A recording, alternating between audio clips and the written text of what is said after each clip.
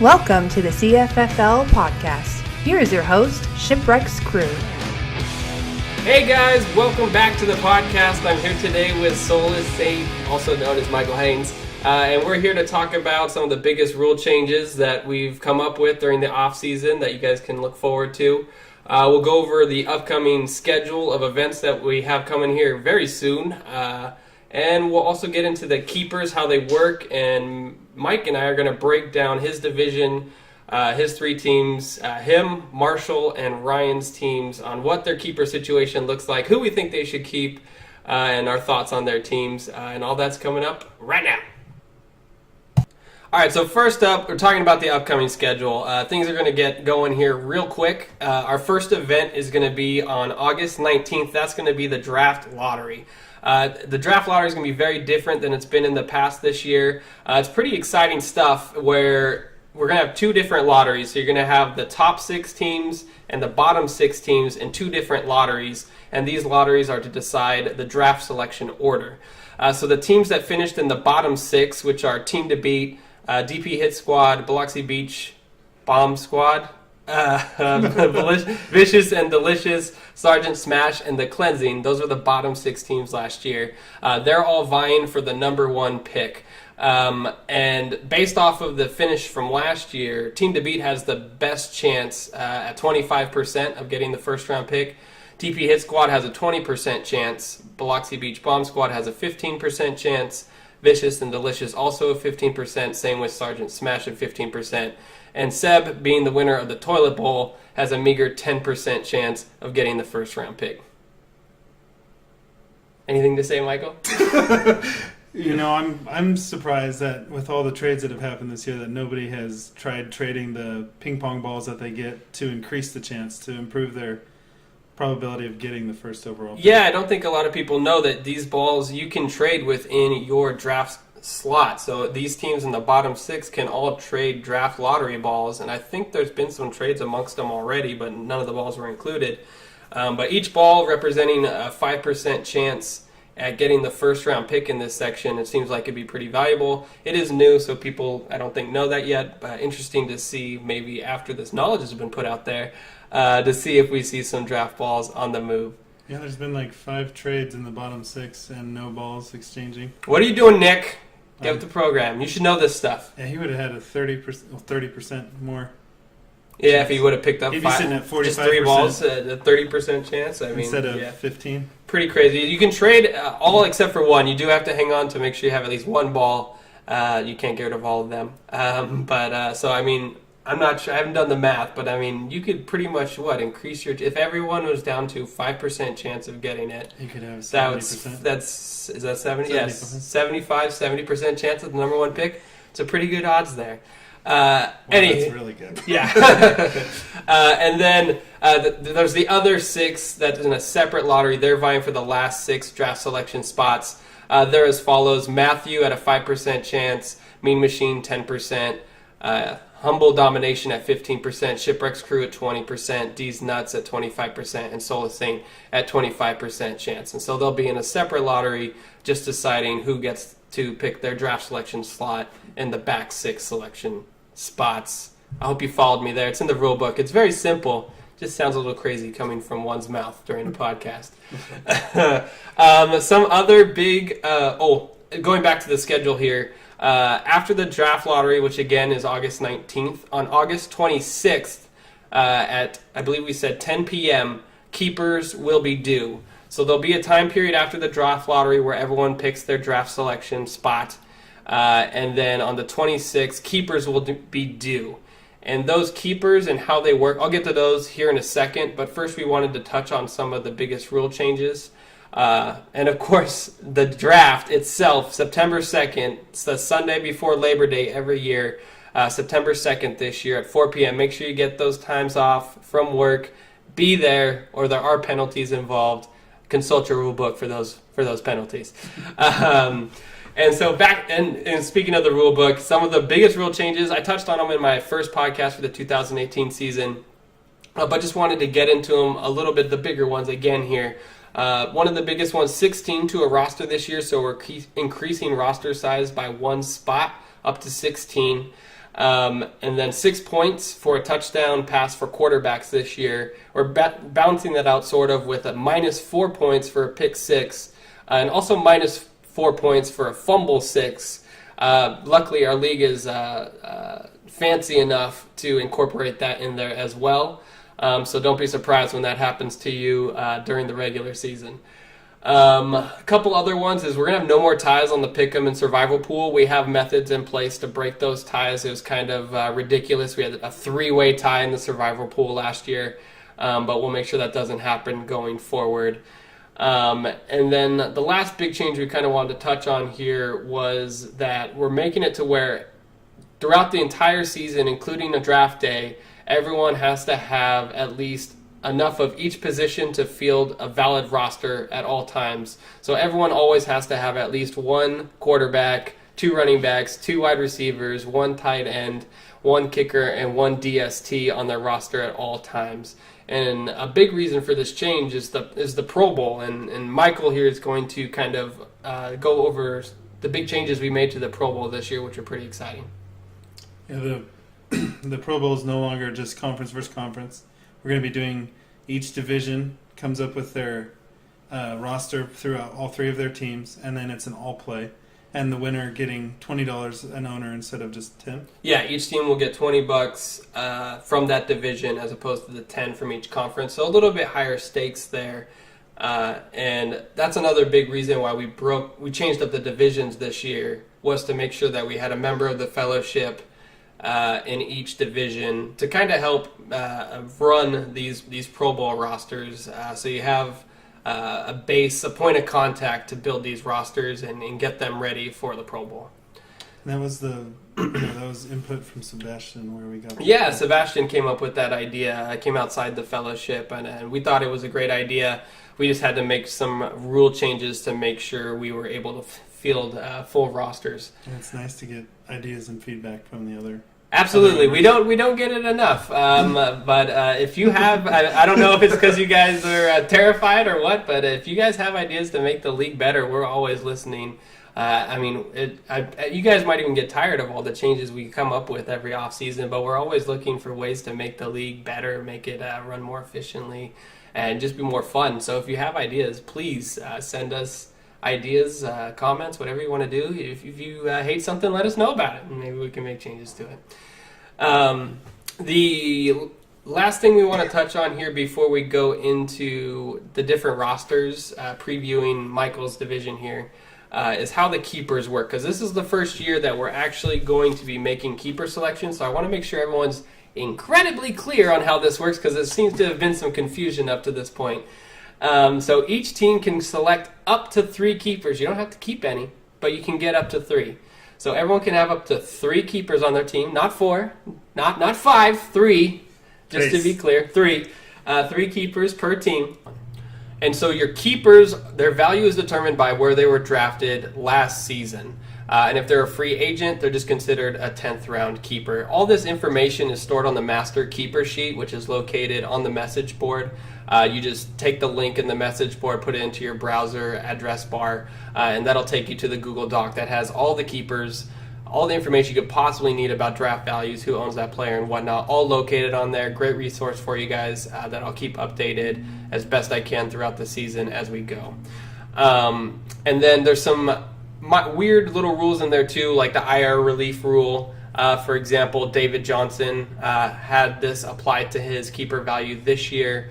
So he got injured, I believe it was the end of week 1, and he therefore gets the IR keeper value relief is what we're calling it, to where though David Johnson was a first-round pick last year, because he got injured pretty early in the season last year, he gets a 2-round discount this year. So Matthew, lucky son of a bitch, is going to be able to keep David Johnson in the 3rd round this year. Next year, however, that will not apply. He'll go back to being a 1st-round keeper. So just keep that in mind. And we'll actually get into that a little bit more with Dalvin Cook on Marshall's team, where the same thing happened to him. The point at which that rule kicks in, if someone gets injured in week 7, I believe it is week 7, if they get put on IR before their game starts in week 8, that's how we're going to do it from now on.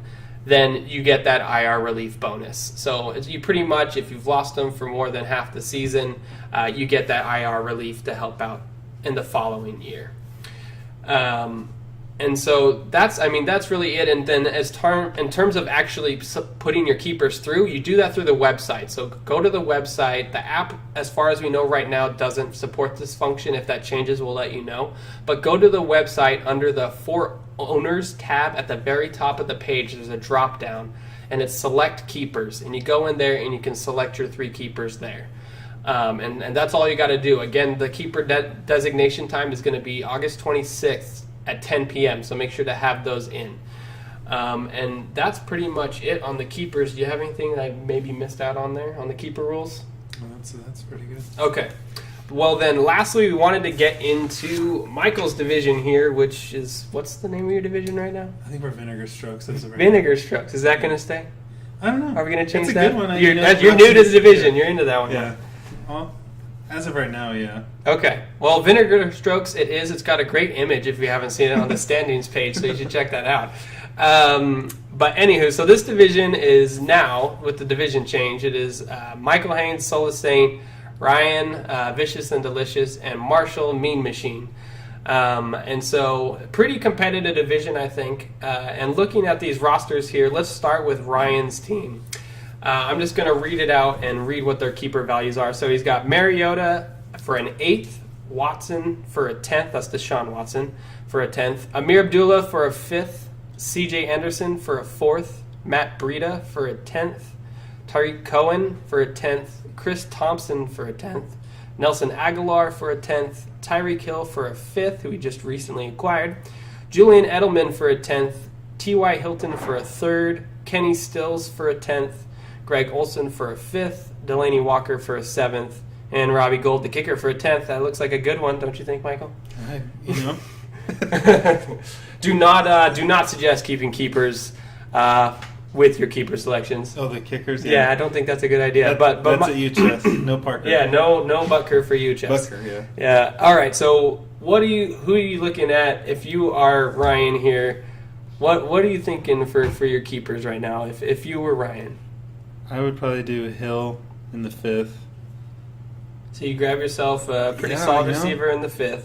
Depending on how the Bears use Cohen, I mean, the 10th is good for him. Cohen's intriguing in the 10th. Yeah. Watson's intriguing in the 10th, assuming he comes back. Watson is like the 3rd or 4th quarterback off the board right now in redraft leagues, which is absolutely ridiculous. The dude played 6 games. He blew out his knee. 6 games. Blew out his knee in practice. 2nd ACL injury for the guy. This one non-contact. I mean, that's some scary stuff. And for them to be taken... Especially someone who relies so heavily on their mobility. Exactly. So he's interesting. But, I mean, as far as... Ryan, you need to make some trades is what you really need to do. And I got some players for you. And I think Michael does too. But, I mean, right now, if I'm stuck with this roster, and I mean stuck with it, I guess I'm taking Watson in the 10th because the value is so good compared to where he's actually going in redraft. Right. Edelman would have been sweet in the 10th, but with that suspension, I mean, I don't know if it's worth parking Edelman on your bench for, was it 4 games? 4 games for, I mean, still could be a good value, but the dude's old. It's another injury. It's like, it's a little risky. Ty Hill in the 5th. I mean, he was a number 1 wide receiver last year, surprisingly. And in our league, you get points for return yards. And so I think Watson and Hill are pretty much slam dunks at this point. And then after that, I think I'm with you. I think I would go Cohen, just with the intrigue of Matt Nagy going over there and talking. He's talking him up already, saying he's like the next Tyreek Hill gadget player. He wasn't used right under John Fox with his boring offense. Yeah, I'm listening to the radio the other day. They were talking about how Cohen's usage was part of the interview process for Nagy. Was it? Yeah. I didn't hear that. That's pretty interesting. How they would use him. Yeah, but I mean, the Bears' offense, they got a lot of weapons now, and so they should be an up and coming offense. Should be really exciting. And with the draft picks Ryan's accumulated, he has 2 10s, so he'd be able to get full value out of Watson and Cohen at the 10th, and then he actually. I'm looking at this right now, and he actually doesn't have a 5th round pick for Tyreek Hill. So that's so could sacrifice he's a going to have to fourth, keep but- him for a fourth if that's the case, which we didn't touch on earlier in the keeper rules. But yeah, if you're trying to keep a player that you don't actually have a draft pick for, they bump up to the next round if you really want to keep them, and that will be their value going forward. Tyreek Hill would just be a fourth next year because that's what he was kept at this year. You do have the option of acquiring a fifth, so you're not stuck, but at the same time, why would you progress his value when you don't have to? Yeah, you don't want to break your arm trying to get that full fifth round value out of him, but at the same time, it's a much more attractive way. So looking at him, I'm thinking Watson, Cohen, and Hill at this point for him, which would give him. He's got one of the potentially one of a top 3 quarterback if he continues to live up to the hype that he did in those 6 games. Or he could RG3 it. Yeah, he could. It's very possible. We've seen it happen. Yeah, with RG3, Colin Kaepernick, these players have great years and then they fall off the map, man. Tyreek Hill gives him at least a solid wide receiver 2, if not a wide receiver 1. And Tariq Cohen with the 10th round keeper value gives him, I'd say, a pretty good shot at a solid running back. Could you imagine the value if this was a PPR? Oh, yeah, PPR. Oh, it'd be fantastic. But we are standard. We're old school here. But still, I think not a bad base could be improved. I personally would have kept Keenan Allen over Tyreek Hill. Keenan Allen is just a the beast. quarterbacks. Yeah. And with Hunter Henry leaving, Keenan Allen, should just he's get fun with a ton of targets. Vacuum. Anywho, moving on to the next team, Mean Machine. This is Marshall's team here. I'm going to read it off real quick. We got Phillip Rivers in the 9th, Le'Veon Bell in the 1st, Dalvin Cook in the 5th. He was taken in the 3rd last year, got injured early, so this year Marshall can keep him for a 5th. Mike Davis for a 10th, Duke Johnson for a 10th, Aaron Jones for a 10th, Latavius Murray for a 10th, Brandon Cooks for a 2nd, Larry Fitzgerald for a 4th, Marquise Lee for a 10th, Golden Tate for a 5th, Ben Watson for a 10th, Kai Forbath for a 10th, Bears D and Ravens D both for 10ths. So looking at his roster here, a little more exciting, I think, than the previous roster, but who are you keeping here if you're Marshall? Well, Cook, obviously, with the 5th. Oh, yeah. The value's there. And he's amazing. He's in the top 10 running backs. Projected, anyways. And the offense with Kirk Cousins, coming in there, the offense should just be absolutely explosive, and Cook looks so good in the short time he played. That's going to be just monster value there. Great pickup. And with Brandon Cooks, now that I just don't see the 2nd round. And he's, Los Angeles seems to be where receivers go to die. So yeah, that one's interesting. Brandon Cooks is such an interesting case because he started his career with Drew Brees. Then he went over and played with Tom Brady. So he's played with two of arguably the best quarterbacks in the league. Generation. And now he's playing with Jared Goff. Yeah. And so we're really going to quickly learn how good of a player Brandon Cooks actually is, or has he just been benefiting from playing with these good quarterbacks? And he's a player that's value. If he was on the Patriots again this year, you could argue maybe he'd be worth keeping for the 2. Yeah. But after what happened with Sammy Watkins and the Rams last year, you look at Cooks and you think that 2nd round value just not worth it. Yeah, well, and Cooks is a very similar receiver to Sammy Watkins. A lot less injury prone, but still similar. Very much so. But yeah, fast guy, loves to run the deep routes. A little bit smaller, I think, than Sammy Watkins, but he's probably going to fill that same role for them. So you're keeping Dalvin Cook in the 5th for sure. Who's your next keeper on this team? Bell, I think, is a sure lock, but at the same time with the new reports about him holding out half the season, missing half the season, just so he can have the season count for eligibility and then hit the free agency next year, is a little concerning. But it's concerning. It's also, I feel like we've seen this in every year of his career. It just seems like suspensions, injuries, or he's holding out until after training camp, and then, oh, by the way, I want to play again. Hey, yeah, and then he comes in and he just fucking destroys people, and he gets more touches than anyone else in the league. He always has monster production. He had, what was it? He had a slow 3 weeks, the first 3 or 4. Yeah, he was a little slow at the gate. Was himself all over again. So tried to get that trade, man. Tried to trade right? for a lot of values on everything I was in. Everyone did, but Marshall held out. Worked out for him. It did work out for him. Went to the championship game last year. Yep. Who did he beat to get there? I don't know. Can't think of it. Moving on. Venue. Anywho, so yeah, he got Bell and Cook. There's a monster running back tandem there to start off his roster. Who's his third keeper slot? I think is really the question mark here, because I don't think it's Brandon Cooks with the 2 or Fitzgerald with a 4. Or like you said earlier about Jones, his value was hurt with the suspension. Yeah, off air we were talking about good Aaron spot. Jones. He's still intriguing with a 10th. He's missing 2 games. In a backfield, I think he would look like the most explosive back there for sure. Definitely has the highest potential on the Packers offense, which is always an offense you want a piece of. And at a 10th round keeper value, if Aaron Jones does hit after a suspension this year, that you're talking about, you get Aaron Jones for his career. And so, I mean, that's ridiculous. With the healthy Aaron Rodgers, it'll just open up more lanes and everything. Yeah, so I mean, even coming back next year, if Aaron Jones does land, he's keeping Jones for a 9th next year, Cook for a 2nd, and Lev Bell for a 1 again. I mean, he's just going to carry that running back tandem going forward for years to come. Pretty solid there. And he has most of his draft picks intact, so he's still going to be able to add to this roster early. He's going to have... Oh, no, he's using his 1st to keep Bell, but he'll have his 2nd. He'll have his 3rd, and he's going to have his 4th. And he'll be keeping Dalvin Cook in the 5th. So he's going to have the 2nd, 3rd, and 4th to add to this already pretty solid start of a team. Yeah, with Bell and with all, it's going to be good. Yeah, it should be a very competitive team this year. Solid base. A lot less questions than Ryan. Yeah, absolutely. And so the last team in this division here is Michael, Soulless Saint here. And he's got a lot of good pieces here, and some pieces he's not going to be able to keep, so hit him up for trades maybe.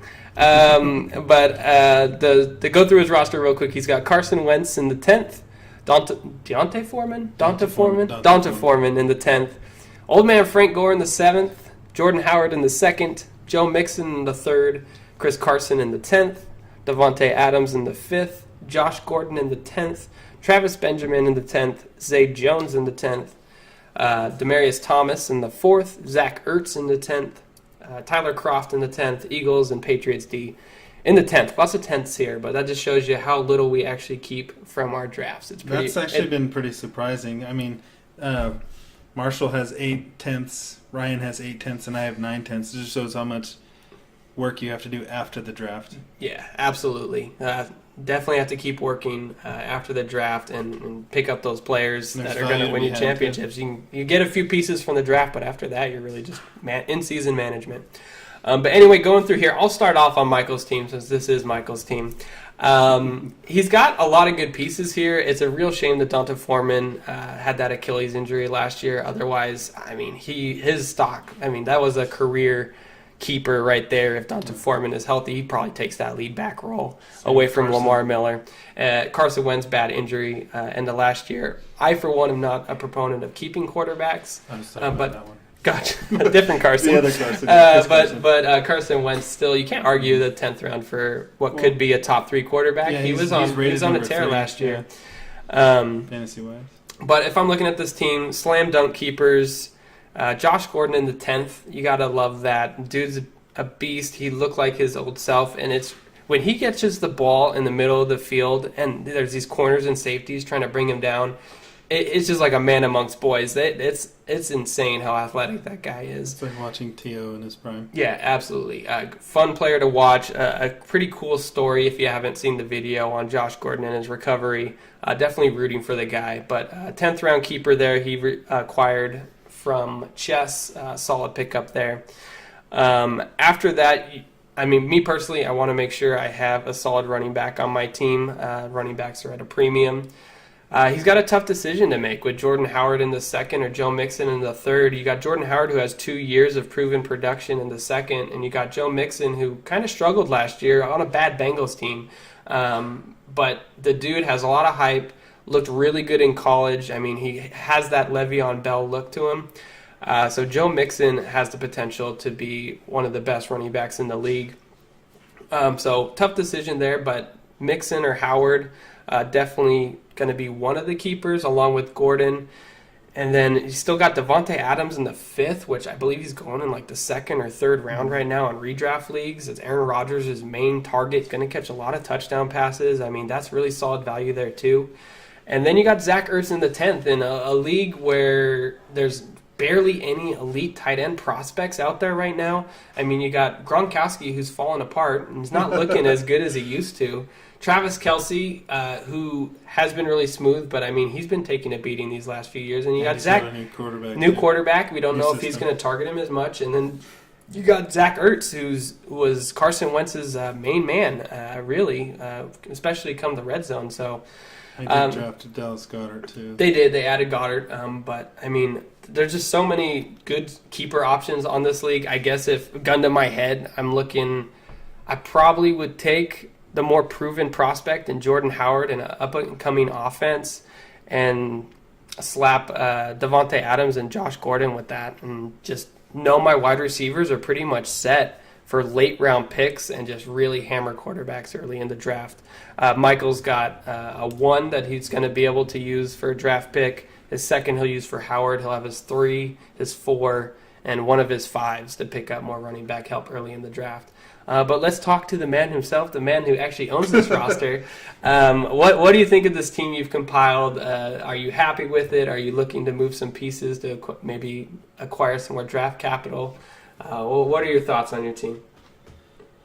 Well, injuries hit my team heavy last year. They did. Wentz, I was the beneficiary of a lot of points for him throughout the season.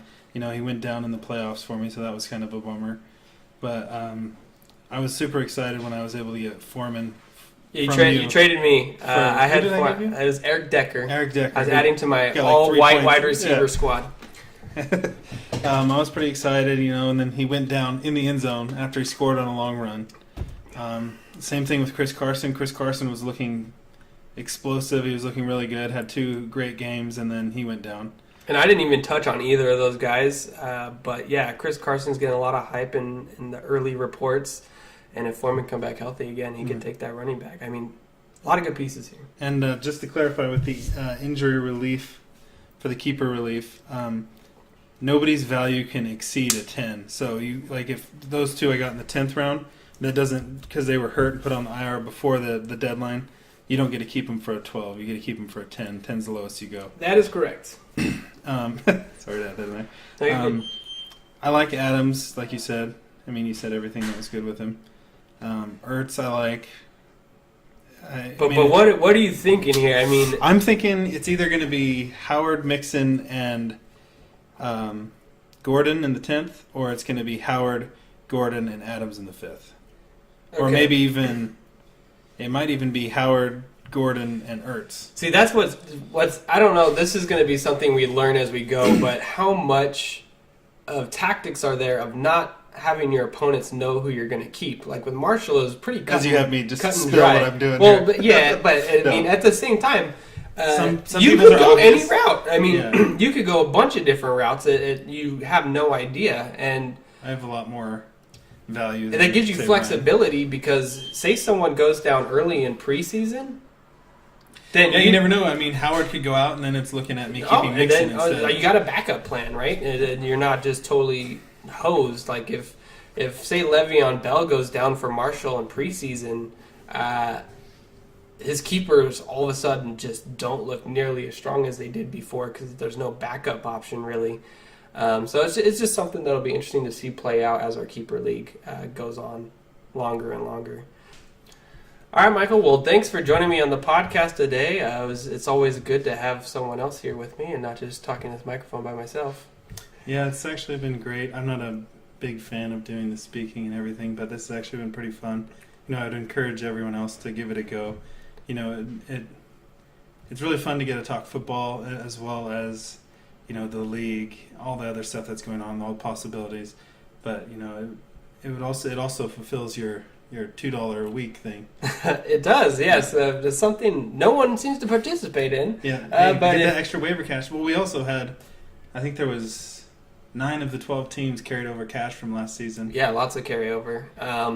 But the two extra waiver cash is available weeks 1 through 10 for just writing a solid article or doing a podcast or joining me on my podcast, just participating, adding value to the league for everybody else.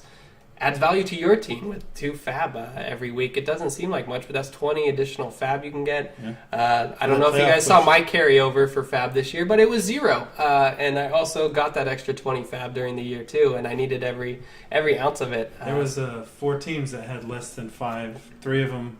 One was you, Marshall, Matthew, and then Ryan. Well, most of those people finished in the top 3 or 4 teams in the last 3 year. of them did. Interesting how that worked. Ryan was garbage. Yeah, he was. But anywho, so yeah, that wraps up this podcast here. Look out for the rule books. If you've paid in full, we'll have the rule books out to you here very shortly.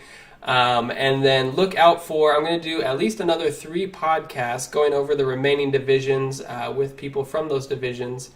And as always, if you have any questions or comments you want me to do or answer on the podcast, shoot them out to me and I'll be glad to do that. But I think that's pretty much it. And until next time, guys, we'll talk to you later.